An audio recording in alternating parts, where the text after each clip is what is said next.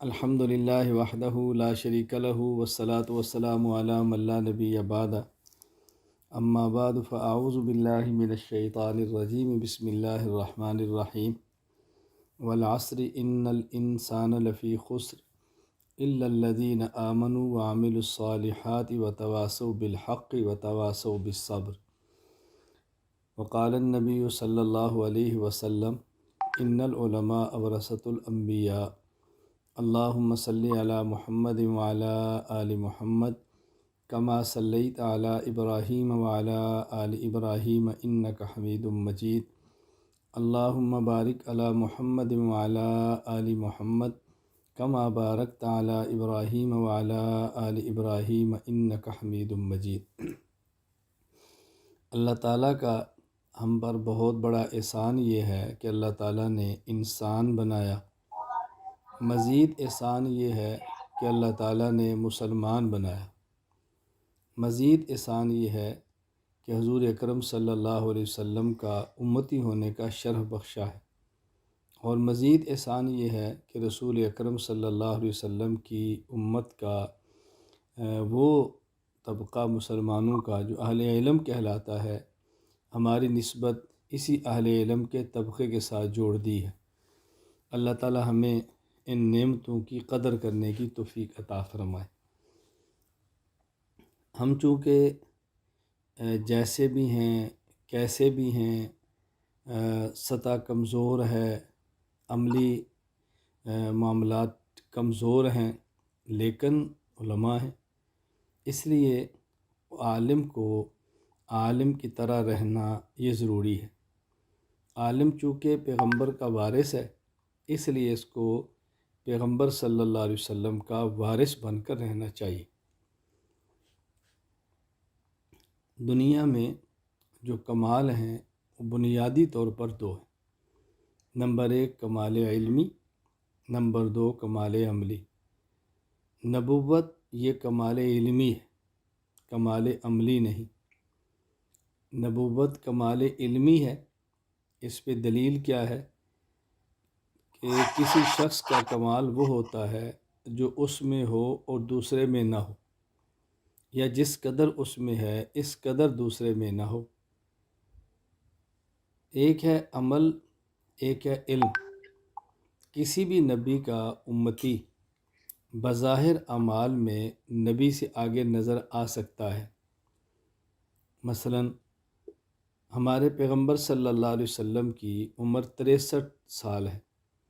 عمر مبارک کے 40 سال گزرے تو اعلان نبوت ہوا، بقیہ عمر مبارک کے 23 سال بنتے ہیں۔ ان 23 سالوں میں رسول اکرم صلی اللہ علیہ وسلم نے ایک حج فرمایا ہے۔ امت میں کتنے افراد ہیں جن نے 60 حج کیے ہوں گے؟ پیغمبر پاک صلی اللہ علیہ وسلم نے ان 23 سالوں میں 4 عمرے فرمائے۔ امت میں کتنے افراد ہیں جن نے 100 سے زائد عمرے کیے ہوں گے؟ اور جب ساری امت کے عمرے اور حج جمع کر لیں تو ظاہر تعداد بہت زیادہ بن جاتی ہے۔ یہ میں نے بظاہر کا لفظ استعمال اس لیے کیا کہ دیکھنے میں امت کے اعمال پیغمبر پاک سے زیادہ نظر آئیں بھی، تو حقیقت میں جب وزن ہوگا قیامت کے دن تو پیغمبر پاک صلی اللہ علیہ وسلم کا ایک عمل جو دیکھنے میں بظاہر چھوٹے سے چھوٹا ہو، امت کے سارے اعمال بھی ایک پلڑے میں رکھ دیں تو عمل بھاری ہوگا۔ اس لیے نبوت کمال عملی نہیں ہے۔ اگر کمال عملی ہوتا تو انبیاء کے مابین افضل ہونے کی وجہ عمل ہوتی۔ نوح علیہ السلام 950 سال دعوت والا کام فرما رہے ہیں، ہمارے پیغمبر پاک 23 سال فرما رہے ہیں، تو عمل تو ان کا زیادہ ہے، تو نوح علیہ السلام افضل ہوتے، حالانکہ ایسا نہیں ہے۔ افضل الانبیاء حضور اکرم صلی اللہ علیہ وسلم ہے۔ معلوم ہوا کہ بنیاد عمل نہیں ہے۔ نبوت کا کمال وہ کمال علمی ہے۔ اب پیغمبر کا علم اور پوری امت کے سارے علوم ایک طرف رکھیں تو وہ بظاہر بھی علم میں پیغمبر سے آگے نہیں نظر آ سکتے، تو معلوم ہوا کہ نبوت یہ کمال علمی ہے۔ اب ظاہر ہے جب نبوت کمال علمی ہے تو جو وراثت ہوگی وہ علمی ہوگی۔ اس لیے حضور اکرم صلی اللہ علیہ وسلم فرمایا ان العلماء ورثۃ الانبیاء، علماء انبیاء کے بارے سے، عابدین، زاہدین، صلحاء، اتقیاء، یہ سب پیغمبر کی دی ہوئی نعمتوں سے حصول ہوتا ہے، لیکن بنیاد وہ علم ہے۔ یہاں یہ بات نشین فرما لیں کہ قیامت کے دن اعمال کو تولا جائے گا، اعمال کی گنتی نہیں ہے۔ لِيَبْلُوَكُمْ أَيُّكُمْ أَحْسَنُ عَمَلًا فرمایا، اکثر عملہ نہیں فرمایا۔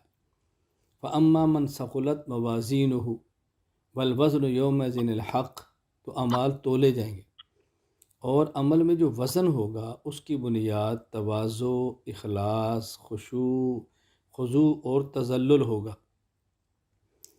اب پیغمبر کا ایک سجدہ امت کے اربوں سجدوں سے قیامت کے دن وزنی ہوگا۔ بظاہر ایک ہے، لیکن جب تلے گا تو امت کے کروڑوں اور اربوں سجدوں سے زیادہ وزن میں ہوگا۔ اس کی وجہ کیا ہے؟ وجہ یہ ہے کہ قیامت کے دن جو اعمال کا وزن ہوگا اس کی بنیاد تواضع، خشوع، تذلل، عاجزی اور اخلاص ہے، اور تواضع کی بنیاد عظمت ہے۔ جتنی کسی کی عظمت دل میں ہو اتنا ہی اس سے متواضع بن کے انسان پیش آتا ہے، اور عظمت کی بنیاد معرفت ہے۔ جب کسی کی پہچان ہو تو اس کی دل میں عظمت بھی آتی ہے، اور معرفت کی بنیاد علم ہے۔ جتنی کسی کے بارے میں معلومات ہوتی ہیں اتنی پہچان ہوتی ہے۔ ہمارا اہل سنت والجماعت احناف دیوبند کا یہ عقیدہ اور نظریہ ہے کہ حضور اکرم صلی اللہ علیہ وسلم کو جو اللہ کی ذات اور صفات کے بارے میں علم ہے، امت کے سارے علوم جو اللہ کی ذات اور صفات کے بارے میں ہیں مد مقابل آ جائیں تو تنہا حضور کا علم ان سب سے زیادہ ہے۔ اس کا نتیجہ کیا نکلے گا کہ جو حضور اکرم صلی اللہ علیہ وسلم کو اللہ تعالیٰ کی ذات اور صفات کی معرفت حاصل ہے، امت کو جس قدر صفات اور ذات کی معرفت ہے وہ ساری ایک طرف آ جائے تو حضور صلی اللہ علیہ وسلم کی معرفت ان سے زیادہ ہے۔ اس کا نتیجہ کیا نکلے گا کہ تنہا رسول اکرم صلی اللہ علیہ وسلم کے قلب مبارک میں جو اللہ تعالیٰ کی عظمت ہے، امت کے تمام قلوب میں جو عظمت ہے اس کو اگر ایک سامنے رکھ لیا جائے تو یہ عظمت ان سے زیادہ ہے۔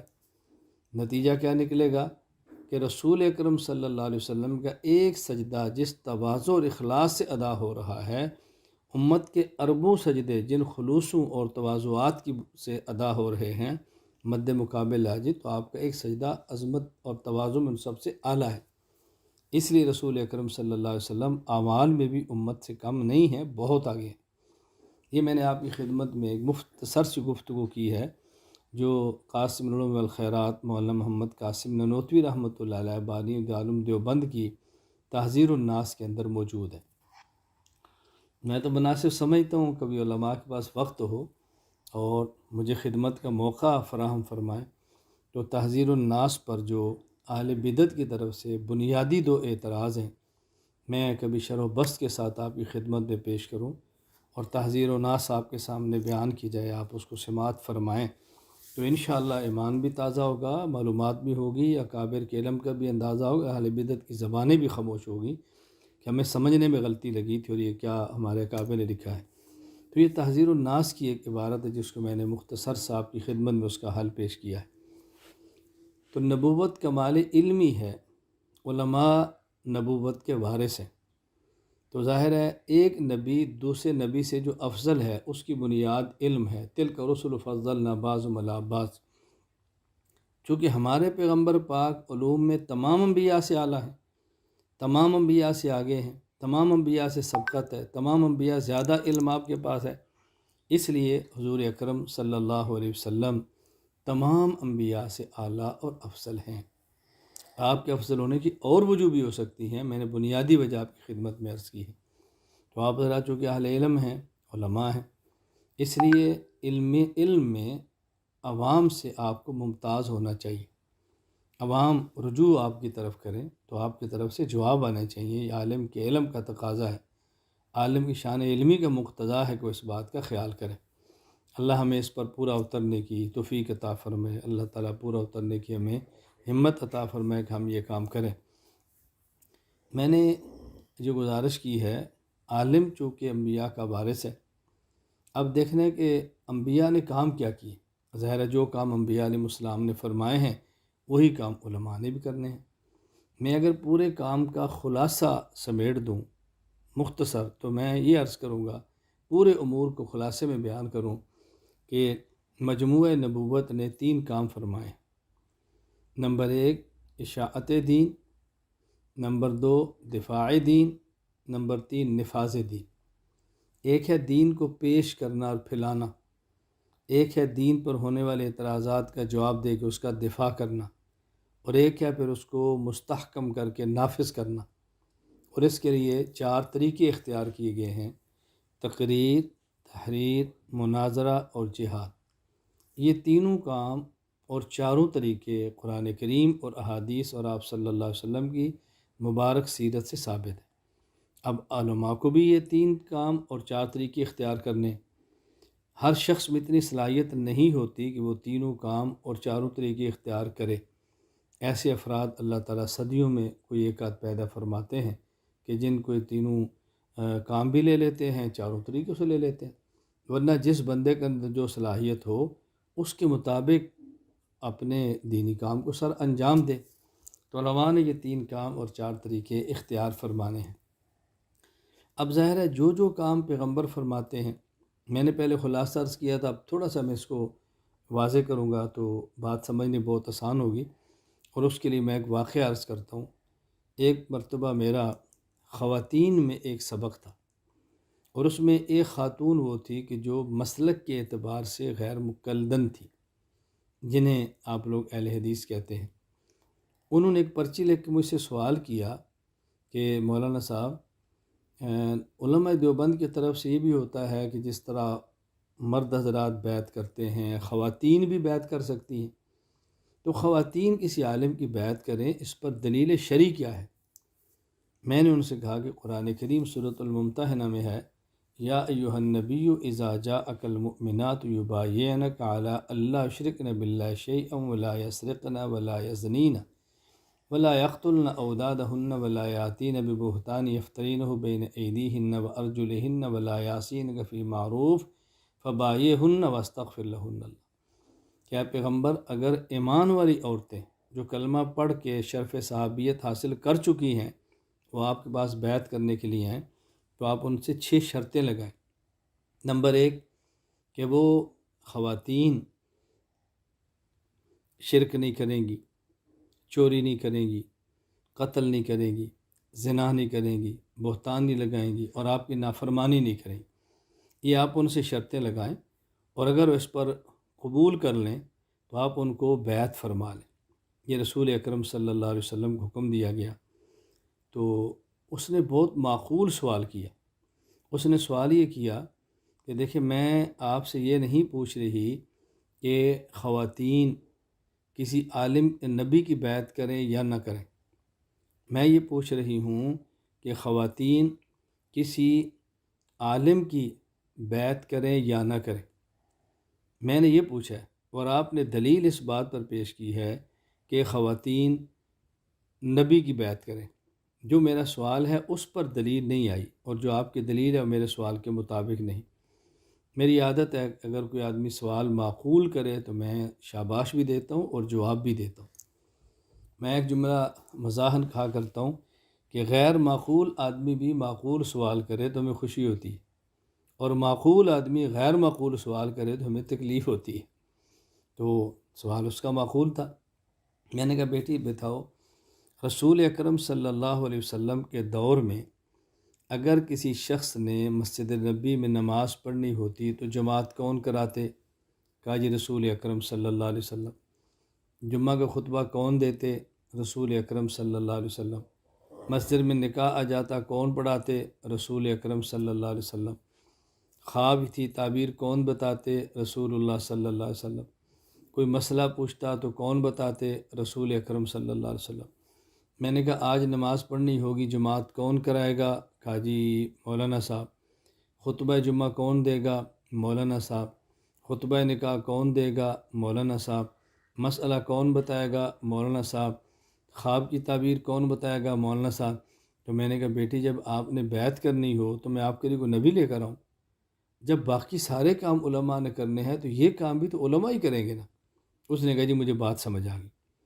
تو میں یہ واقعہ کیوں سنا رہا ہوں کہ علماء نے سارے کام کرنے ہیں، یہ علماء نے کرنے ہیں، لیکن جتنے کام ہیں کرنے والے، وہ اعتقادات، عبادات، اخلاقیات، معاشرات اور معاملات، یہ پانچ چیزوں کا مجموعہ پورا دین ہے، شریعت ہے، اسلام ہے۔ ان سب کو علماء نے سنبھالنا ہے۔ امت کے عقائد پر بھی کام کرنا ہے، اعمال پر بھی کرنا ہے، اخلاق پر بھی کرنا ہے، معاشرے کو بھی سدھارنا ہے، معاملات بھی درست کرنے ہیں۔ لیکن ان میں سب سے اہم چیز وہ ہے عقائد۔ یعنی اگر سب کا خلاصہ بیان کیا جائے تو میں عرض کرتا ہوں کہ دین 5 چیزوں کا نام ہے: اعتقادات، عبادات، اخلاقیات، معاشرات اور معاملات۔ آپ ان کا خلاصہ نکالیں گے تو کہیں گے جی دین 2 چیزوں کا نام ہے، 3 چیزوں کا نام ہے: اعتقادات، عبادات، اخلاقیات۔ آپ ان کا خلاصہ نکالیں گے تو آپ کہیں گے دین 2 چیزوں کا نام ہے: نمبر 1 اعتقادات، عقائد، نمبر 2 مسائل۔ یہ 2 چیزیں اعمال، یہ خلاصہ ہے۔ اب اس کا معنی یہ ہے کہ اس پر کام کس نے کرنا ہے؟ علماء نے کرنا ہے۔ قرآن کریم میں اللہ تعالیٰ ارشاد فرماتے ہیں والعصر، قسم ہے زمانے کی، ان الانسان لفی خسر الا الذین آمنوا، وہی شخص کامیاب ہوگا جو 4 کام کرے: آمنو، عقیدہ ٹھیک کرے، وعمل الصالحات، اعمال سنت کے مطابق اپنائے، وتواصوا بالحق، ایک اس کا ترجمہ صحیح عقیدہ اور مسنون عمل کی دعوت دے، وتواصوا بالصبر، اور اس دعوت پر مشکل آئے تو خندہ پیشانی سے برداشت کرے۔ دوسرا اس کا ترجمہ اور مفہوم: وہی شخص کامیاب ہوگا، نمبر 1 اس کا عقیدہ ٹھیک ہو، نمبر 2 اس کے اعمال سنت کے مطابق ہوں، نمبر 3 عقائد میں شبہ ہو تو اس کو زائل کرے، تواصوا بالحق، نمبر 4 خواہشات کے رس اعمال میں کمزوری آئے تو اس کی اصلاح کرے، تواصوا بالصبر۔ عقائد میں فساد آتا ہے شبہات کی وجہ سے، اعمال میں فساد آتا ہے خواہشات کی وجہ سے۔ یعنی آپ کسی مسلمان سے بات کریں گے، اعمال مانتا ہے، کیوں نہیں پڑھتا؟ بجستی ہے، میری کمزوری ہے، بیوی ہے، بچے ہیں، کمانا ہوتا ہے، یہ ہے وہ ہے، تو یہ سب خواہشات ہیں۔ اور عقائد میں جہاں جہاں فساد آتا ہے شبہات کی وجہ سے۔ اب اس کا مطلب یہ ہے کہ اپنے عقائد بھی ٹھیک ہوں، اپنے اعمال بھی ٹھیک ہوں، اور عقائد کا فساد جن شبہات سے آتا ہے اس کو دور بھی کریں، اعمال میں فساد جن خواہشات سے آتا ہے اس کی اصلاح بھی کریں۔ یہ کام بنیادی طور پر میں اگر یہ کہوں کہ نصف ایسا ہے کہ جس میں علماء اور غیر علماء سب شریک ہیں، نصف ایسا ہے کہ جو صرف علماء کا ہے۔ آمنو، عامل الصالحات، یہ علماء غیر علماء۔ عقائد اور اعمال کا ٹھیک ہونا یہ علماء غیر علماء سب کے لیے ضروری ہے، ہاں علماء کے لیے غیر علماء سے زیادہ ضروری ہے۔ اسی طرح تواصوا بالحق اور تواصوا بالصبر، یہ علماء کا کام ہے، غیر علماء کا نہیں ہے۔ عقیدے میں جو شبہ ہوگا اس کو دور تو عالم ہی کرے گا نا۔ ہاں سیکھتے سیکھتے غیر عالم بھی ان چیزوں کو سیکھ جائے تو وہ بھی شروع ہو جائے گا۔ اسی طرح خواہشات کی اصلاح تو علماء ہی کریں گے نا، غیر علماء کیسے کریں گے؟ تو آپ حضرات علماء ہیں، میری گفتگو آج آپ حضرات سے ہے، بہت طویل اور لمبی گفتگو نہیں ہے، مختصر سی ہے، پھر آپ رائے ارشاد فرمائیں گے، اس پر ہم بات کریں گے، جو میرے ذہن میں عرض کر دوں گا، کیونکہ ہم نے بنیادی طور پر آج کی جو گفتگو ہے وہ صرف انگلینڈ یا یورپ کے علماء کے لیے ہے، کچھ کینیڈا امریکہ کے بھی ہوں گے، ممکن ہے ایک آدھ کسی اور ملک کا بھی ہو۔ بنیادی طور پر گفتگو میں نے آپ سے عرض کرنا چاہ رہا تھا کہ آپ ایسے ماحول کے اندر رہتے ہیں کہ جہاں ممکن ہے خدشات زیادہ ہوں، شبہات زیادہ ہوں، اشکالات زیادہ ہوں، ماحول زیادہ ہو، تو اس لیے بلکہ اگر میں یہ کہوں کہ ممکن ہے جو دنیا میں شبہات پھیلائے جاتے ہیں اس کا مرکز بھی آپ کے پاس ہو، تو شاید یہ بات بے جا نہ ہو کہ دنیا میں جو فتنے اور جو شبہات آئے ہیں وہ شاید یہیں سے پھیلائے گئے ہیں، آپ اس کو مجھ سے بہتر سمجھتے ہیں۔ تو میں یہ سمجھتا ہوں کہ اب ہم علماء کو چاہیے کہ اس بات کا خیال کریں۔ ہاں میں اہل علم کے لیے ایک بات عرض کرنا چاہتا ہوں، والعصر ان الانسان لفی خسر، یہاں جو قسم اٹھائی گئی ہے یہ قسم تاکید کے لیے نہیں، یہ قسم بطور دلیل بعد میں آنے والے دعویٰ کے لیے۔ کلام عرب میں کبھی ایک دعویٰ کیا جاتا ہے اور اس دعویٰ کو مضبوط قسم اٹھا کے دلیل سے کیا جاتا ہے۔ دعویٰ کیا ہے کہ وہ لوگ کامیاب ہوں گے، ان الانسان لفی خسر الا الذین آمنوا، جن کا عقیدہ ٹھیک ہے اور اعمال ٹھیک ہے، کامیاب وہ ہوں گے۔ تواصوا بالحق اور تواصوا بالصبر، یہ کامیاب ہے۔ اس کے علاوہ باقی سب نقصان میں۔ دلیل العصر، انسانی تاریخ، والعصر سے مراد زمانہ نہیں، والعصر سے مراد خاص زمانہ، یعنی انسانی تاریخ۔ حضرت آدم سے لے کر آج تک کی پوری تاریخ اس بات پر گواہ ہے کہ جب لوگ عقائد ٹھیک کرتے ہیں، اعمال ٹھیک کرتے ہیں، تواصی بالحق تواصی بالصبر کرتے ہیں تو فلاح پاتے ہیں۔ آئندہ بھی ایسے ہی ہوگا۔ تو یہ بطور دلیل اللہ پاک نے انسانی تاریخ کو پیش فرمایا ہے۔ اب ہم نے بھی اس پہ غور کرنا ہے، اس پر محنت کرنی ہے۔ تو میں یہ چاہتا ہوں کہ علماء کرام کوئی ایسی ترتیب بنا لیں، میں آپ کی خدمت کے لیے تیار ہوں۔ آپ کوئی اور شخص مجھ سے بہتر سمجھتے ہوں کہ وہ ان عقائد کو اچھا بیان فرما سکتے ہیں، آپ ان کی خدمات لے لیں۔ میں اپنی خدمت پیش کر رہا ہوں۔ ہماری خواہش ابھی ہم نے عقائد پر محنت کی ہے، فائلیں مرتب کی ہیں، تعبیرات اختیار کی ہیں، تنقیحات کی ہیں، محنت اس پہ کی ہے، پورے عالم میں کام کیا ہے۔ تو اگر آپ حضرات کے سامنے کام آ جائے اور آپ اس کو تھوڑا سا سنجیدگی سے قبول فرما لیں تو میں سمجھتا ہوں کہ اس کا انشاءاللہ بہت زیادہ فائدہ ہوگا۔ میری اپنی رائے یہ ہے کہ اگر ہم سب سے پہلا کام عقائد کا کریں، اور عقائد میں کسی خاص عقیدے پر نہیں، تمام عقائد پر، اور عقائد کو بیان کرتے ہوئے خاص فرقہ کو مد نظر رکھ کر فتویٰ بازی نہ کریں، کسی خاص فرقے کے خلاف ذہن سازی نہ کریں، بلکہ ہمارا مقصد اپنے عقائد کو بیان کرنا ہے، اپنے عقائد کو سمجھانا ہے۔ جب ہمارا عقیدہ عام ہوگا، دلیل کے ساتھ ہوگا، شبہات کا ازالہ ہوگا، تو جو ہمارے مد مقابل ہیں، یہ مخالف ہیں، وہ خود بخود دب جائیں گے، خود بخود ہٹ جائیں گے، خود بخود ترتیب بدل جائے گی۔ ہم اپنے عقائد کو بیان کریں، کیونکہ عقائد کے بیان کرنے میں میں یہ سمجھتا ہوں کہ تھوڑا سا تساہل سے کام لیا جاتا ہے، غفلت سے کام لیا جاتا ہے، عقائد کو بیان نہیں کیا جاتا۔ اور جہاں عقائد کو بیان کیا جاتا ہے وہاں عموماً عقائد کی بجائے ایک عقیدے پر گفتگو ہوتی ہے، اور اس ایک عقیدے پر گفتگو کرتے ہوئے باقی عقائد کو نظر انداز کیا جاتا ہے اور عنوان اختیار کیا جاتا ہے، اس سے نقصان ہوگا۔ مثلا اگر ہم نے ختم نبوت پر بیان کرنا ہے، قادیانیت کا رد کرنا ہے، ہم نے دلائل کے ساتھ اس مسئلے کو بیان کرنا ہے، تو ہم صحابہ کرام اہل بیت رضی اللہ تعالیٰ عنہ مجمعین والے پہلو کو ذرا چھوڑ دیتے، نہیں بھئی ہماری مجبوری ہے، ہمارے کام کا تقاضا ہے، ہم نے ان کو بھی لے کر چلنا ہے، ہم اس پر گفتگو نہیں کرتے۔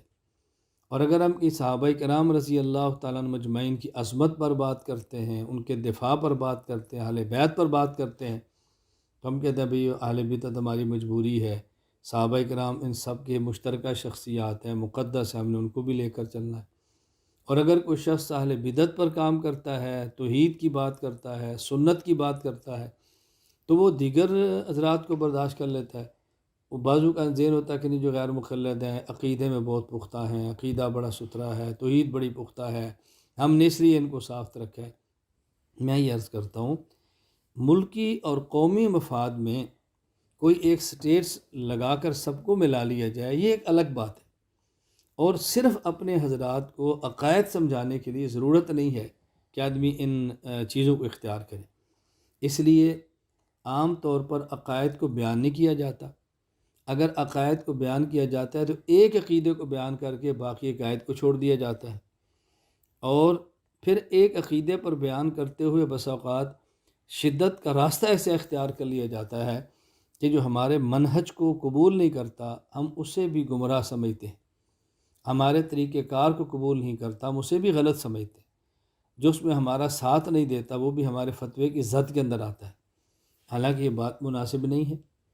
دیکھو پہلی بات یہ ہے کہ تمام عقائد کو بیان کریں، دوسری بات ایک عقیدے کو بیان کرتے باقی کو نظر انداز نہ کریں، اور تیسری بات جس پر ہم کام کرتے ہیں جو ہمارا طریقہ کار ہے، اگر کسی کو اس سے اختلاف ہے تو اس کو حق حاصل ہے، ہم اس اختلاف کو نصوص کا اختلاف نہ سمجھیں، ایک اجتہادی اختلاف سمجھیں، رائے کا اختلاف سمجھیں، طریقہ کار کے اختلاف سمجھیں، اس میں لڑنے کی ضرورت، جھگڑنے کی ضرورت، پھڈے بازی کی ضرورت یہ نہیں ہے۔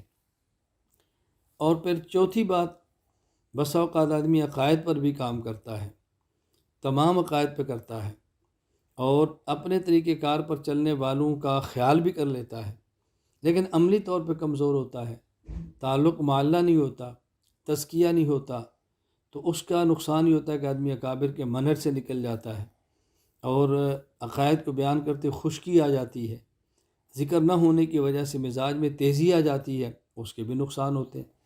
اس لیے اگر ہم ان چیزوں کا اہتمام کریں، نمبر ایک عقیدہ نہیں تمام عقائد پر کام کریں، نمبر دو ایک عقیدہ کو بیان کرتے ہوئے دوسرے عقیدے کو نظر انداز نہ کریں، نمبر تین جو ہمارے منہج پہ کام نہیں کر رہا، ہمارے طریقہ کار سے متفق نہیں ہے، اس کے خلاف لہجہ اپنا ہی نہ، سخت و نرم تو دور کی بات ہے، وہ ہمارا آدمی ہے، عقیدے میں جو ہمارے ساتھ ہے ہمارا آدمی ہے۔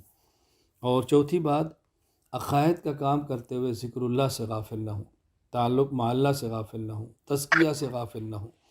اس چیز کا ہمیں بہت زیادہ خیال رکھنا چاہیے کہ ہم تعلق مع اللہ کا خیال کریں، تزکیہ کا خیال کریں، اور اس انداز میں ہم کام کریں کہ اس کام کا نفع ہو اور کام کا فائدہ ہو، مفید ہو۔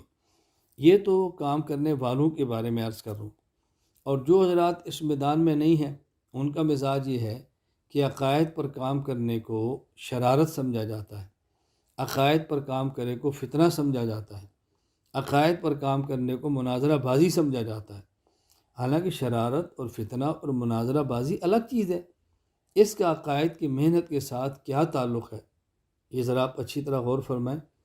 ہمارے اکابر نے عقائد حقہ کو بیان بھی کیا ہے، عقائد باطلہ کو رد بھی فرمایا ہے، تعلق مع اللہ کا اہتمام کیا ہے، اور مناظرہ بازی نہیں کی، وقت مناظرہ بھی فرمایا ہے۔ تو یہ باتیں ہمیں اچھی طرح سمجھنی چاہیے۔ مجھے یاد ہے کہ آج سے تقریباً کافی سال پہلے میں سندھ ایک دورے پر تھا، خیر میں لمبی بات نہیں، مختصر سی بات کہتا ہوں۔ کچھ مشائخ سے ان سے ملاقات ہوئی، تو بعض نے فرمایا کہ مولانا آپ تو مناظرہ کرتے ہیں اور امام حنیفہ رحمۃ اللہ علیہ کے ترجمان شمار ہوتے ہیں، جب کہ امام اعظم حنیفہ رحمۃ اللہ اپنے بیٹے حماد کو مناظرے سے منع کیا تھا۔ میں نے ان سے پوچھا کہ امام صاحب رحمۃ اللہ علیہ مناظرہ کرتے تھے؟ کہا جی ہاں۔ تو میں نے کہا اگر مناظرہ کرنا غلط تھا تو خود کیوں کرتے تھے، ٹھیک تھا تو بیٹے کو منع کیوں کیا تھا؟ کہتا ہے جی بیٹے کو فرمایا تھا کہ ایسا نہ ہو کہ تم اپنی ذات کے لیے شروع کر دو۔ میں نے کہا میرے بارے میں آپ کا کیا خیال ہے، میں اپنی ذات کے لیے کرتا ہوں؟ نہیں ایسی بات تو نہیں تھی۔ میں نے کہا پھر آپ کو اشکال کیا ہے؟ اچھا وہ خاموش ہو گئے۔ دوسری بات پھر میں نے ان سے کی مولانا میں تو مناظرے کرتا ہی نہیں ہوں۔ کہا وہ آپ کے ساتھ مناظرہ لکھا ہوتا ہے؟ میں نے کہا کہ میرے مرکز سے لکھا ہو تو مجھے بتائیں، میری جماعت عالمی اتحاد اہل سنت والجماعت ہے وہاں لکھا ہو تو بتائیں، کوئی لکھتا ہے تو اس کا تو میں ذمہ دار نہیں ہوں نا۔ میں نے کہا حضرت ہمارا کام مناظرانہ نہیں ہے، ہمارا کام داعیانہ، واعظانہ اور ناصحانہ ہے۔ ہم اس طرز پہ کام کرتے ہیں، مثبت انداز میں اپنے دلائل کو بیان کرتے ہیں، مخالف کے شبہات کا دلائل کے ساتھ رد کرتے ہیں۔ تو کہتے ہیں جی مجھے آپ بات سمجھ آئی۔ میں یہی گزارش کرتا ہوں، یہ غلط فہمی ہے۔ پھر ہمارے بہت سارے احباب ایسے ہیں کہ جو اس کام کو جب ان کے سامنے آتا ہے تو دیکھا نہیں ہوتا، قریب سے نہیں آئے ہوتے، تعلق نہیں ہوتا، تو ان کا ذہن بنا ہوتا ہے کہ یہ تو مقلد غیر مقلد، حیات ممات اسماء موتا، ان مسائل میں الجھے ہیں جو فری مسائل ہیں اور خام خواہ یہ امت کا وقت ضائع ہو رہا ہے۔ میں ان کی خدمت میں عرض کرتا ہوں کہ آپ ہمارے پاس چلے ہیں، ہمارے پاس تشریف لائے ہیں، آپ نے ہماری فائلیں دیکھی ہیں، آپ نے ہمارے بیانات سنے ہیں۔ دیکھو فرق صرف اتنا ہے کہ بڑے اور خارجی فتنے کی وجہ سے داخلی اور چھوٹے فتنوں کو نظر انداز نہیں کرتے۔ ابھی چند دن قبل 9 جنوری کو میرا آن لائن شیخ الہند عالمی سیمینار سے خطاب تھا، میں نے اس میں بڑی تفصیل سے بات کی۔ میں علماء سے گزارش کروں گا آپ حضرت شیخ الہند کا منہج اور مزاج کے عنوان پر وہ 2 باتیں سماعت فرما لیں، احناف میڈیا سروسز پر موجود ہے، تو امید ہے انشاءاللہ آپ نفع محسوس کریں گے۔ میں نے اس کو دلائل سے بیان کیا ہمارے شیخ الہند رحمہ اللہ کا مزاج کیا تھا اور آپ کا منہج کیا تھا۔ تو یہ ساری باتیں میں اس لیے کھول رہا ہوں کہ ان بات کو کھولنا چاہیے۔ بسا اوقات ایک چیز فروعی ہوتی ہے، مخالف اس کو اصول کا درجہ دیتا ہے، تو پھر اس کا رد فروع نہیں اصول کی طرح ہوتا ہے۔